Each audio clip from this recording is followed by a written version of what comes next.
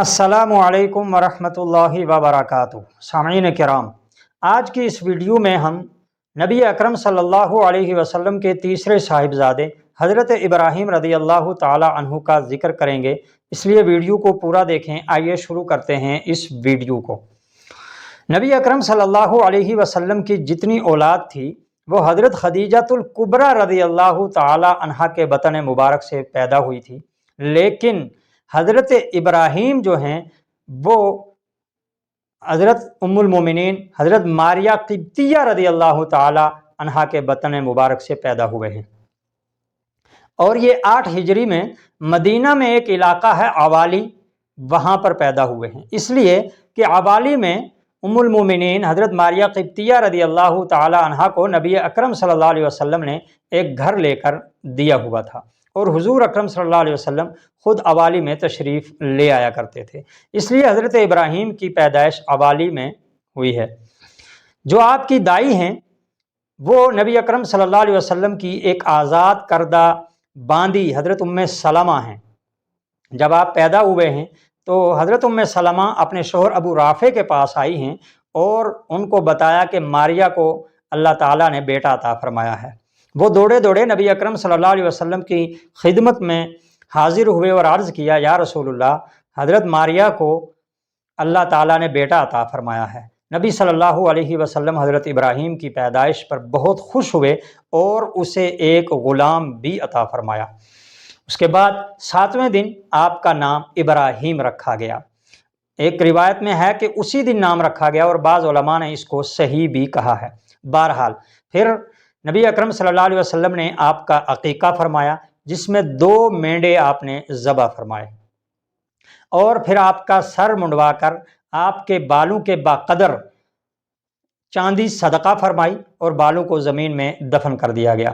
بال مونڈنے والے کا نام ابو ہند تھا۔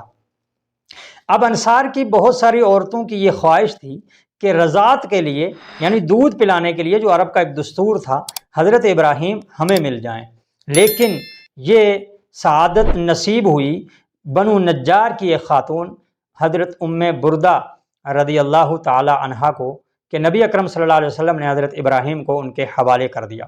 اس کے بعد حضرت ابراہیم اپنے رضائی والدین کے پاس بنو نجار میں ہی رہنے لگے۔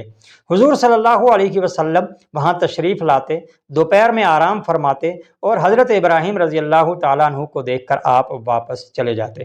کچھ عرصے کے بعد مدینہ کی ایک خوش قسمت خاتون حضرت ام سیف رضی اللہ تعالی عنہا کے حوالے نبی اکرم صلی اللہ علیہ وسلم نے حضرت ابراہیم کو فرما دیا رضاعت کے لیے، اور وہاں بھی نبی اکرم صلی اللہ علیہ وسلم خود تشریف لاتے اور حضرت ابراہیم کو دیکھ کر واپس چلے جاتے۔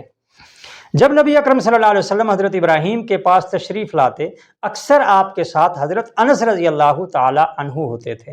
حضرت انس رضی اللہ تعالی عنہ کا بیان ہے کہ میں نے اپنی زندگی میں کوئی شخص اپنی اولاد کے ساتھ اتنی شفقت اور اتنا پیار کرتے ہوئے نہیں دیکھا ہے جتنا کہ نبی اکرم صلی اللہ علیہ وسلم کو اپنی اولاد کے ساتھ اور حضرت ابراہیم کے ساتھ پیار کرتے ہوئے دیکھا ہے۔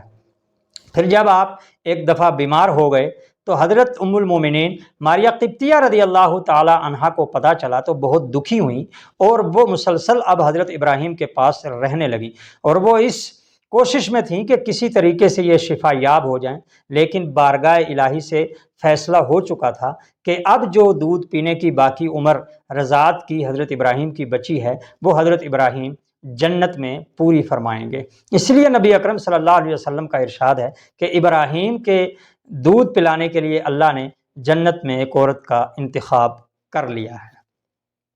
بہرحال نبی اکرم صلی اللہ علیہ وسلم نے بھی محسوس فرما لیا تھا کہ اب ابراہیم آخری سانسوں میں ہیں، تو آپ نے دکھی دل اور غمگین دل کے ساتھ یہ بات فرمائی کہ اے ابراہیم، اللہ کے فیصلے کے سامنے ہم کچھ نہیں کر سکتے ہیں۔ اللہ اکبر۔ بہرحال ایک روایت ہے حضرت انس رضی اللہ تعالیٰ عنہ، ان کا بیان ہے کہ جب ہم ابراہیم رضی اللہ تعالیٰ عنہ کے پاس آئے تو نبی اکرم صلی اللہ علیہ وسلم گھر کے اندر داخل ہوئے، ابراہیم رضی اللہ عنہ کو اپنی گود میں اٹھایا اور آپ نے ان کو چوما اور فرط محبت میں ان کو سونگا اور شفقت فرمائی۔ اس کے بعد جب ہم دوسری بار آئے ہیں تو حضرت ابراہیم آخری سانسیں لے رہے تھے اور نبی اکرم صلی اللہ علیہ وسلم کی آنکھوں سے آنسو جاری تھے۔ حضرت عبد الرحمن بن عوف رضی اللہ تعالیٰ عنہ نے جب دیکھا تو عرض کیا یا رسول اللہ آپ بھی، یعنی آپ بھی رو رہے ہیں؟ نبی اکرم صلی اللہ علیہ وسلم نے فرمایا اے ابن عوف، یہ شفقت اور رحم دلی کی علامت ہے، اس کی وجہ سے ہے۔ اور پھر فرمایا کہ ہم اس صدمے کی گھڑی میں بھی اپنی زبان سے وہی بات نکالیں گے جو ہمارے رب کو پسند ہے۔ اور پھر فرمایا اے ابراہیم، آپ کی جدائیگی میں ہم بہت غمگین ہیں۔ اسی طریقے سے ایک روایت میں ملتا ہے کہ جب نبی اکرم صلی اللہ علیہ وسلم کے آنسو حضرت اسامہ بن زید رضی اللہ تعالیٰ عنہ نے دیکھیں تو وہ زور زور سے رونے لگے ہیں۔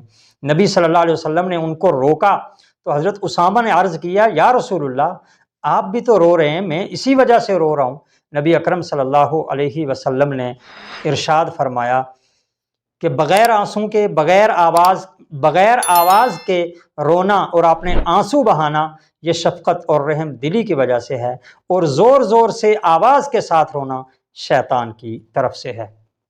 بہرحال راج قول کے مطابق حضرت ابراہیم کی وفات بروز منگل 10 ہجری اور 10 ربیع الاول کو ہوئی ہے۔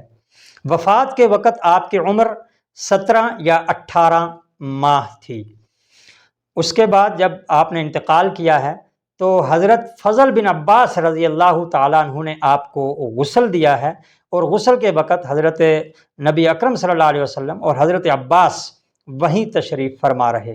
اس کے بعد نبی اکرم صلی اللہ علیہ وسلم نے خود نماز جنازہ پڑھائی اور پھر آپ کو جنت بقیع میں لایا گیا، وہیں دفنایا گیا۔ قبر میں حضرت اسامہ بن زید رضی اللہ تعالیٰ عنہ اور حضرت فضل بن عباس رضی اللہ تعالیٰ عنہ اترے ہیں۔ قبر کے کنارے پر نبی اکرم صلی اللہ علیہ وسلم اور حضرت عباس رضی اللہ تعالیٰ عنہ تشریف فرما رہے۔ جب آپ کو دفن کے بعد مٹی دے دی گئی تو قبر پر نبی اکرم صلی اللہ علیہ وسلم نے خود پانی چھڑکا ہے، اور نشانی کے لیے، شناخت کے لیے ایک پتھر سے آپ نے نشانی بھی لگائی ہے۔ یہ چند معلومات تھیں حضرت ابراہیم رضی اللہ تعالیٰ عنہ کے بارے میں۔ بتائیں آپ کو یہ معلومات کیسی لگی ہیں؟ اگر اچھی لگی ہیں تو ان کو آگے شیئر کریں، لوگوں تک پھیلائیں، اپنے گھروں میں سنائیں۔ انشاءاللہ زندگی رہی پھر ملیں گے کسی نئی ویڈیو میں، تب تک کے لیے دیجیے اجازت۔ بہت بہت شکریہ۔